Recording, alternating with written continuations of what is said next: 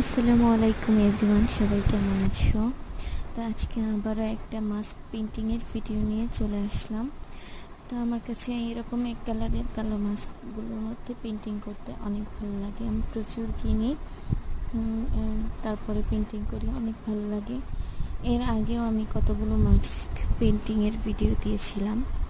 তো যাই হোক, এখানে আমি নয়নতারা ফুল করতে চাইছিলাম, বাট আমি যখন নয়নতারা ফুল করতে যাই, ফ্রি হ্যান্ডে করতে গেলে আমার পাপড়ি 6টা হয়ে যায়।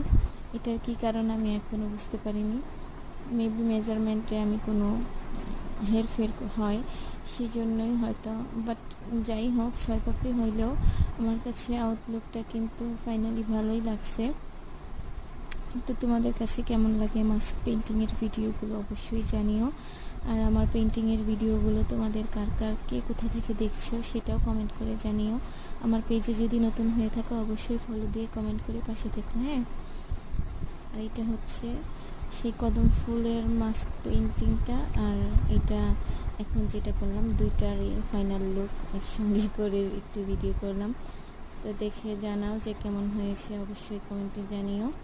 আর সবাই ভালো থেকো, 5 ওয়াক্ত নামাজ ঠিকভাবে পড়ো। সবাই ভালো থেকো, টাটা।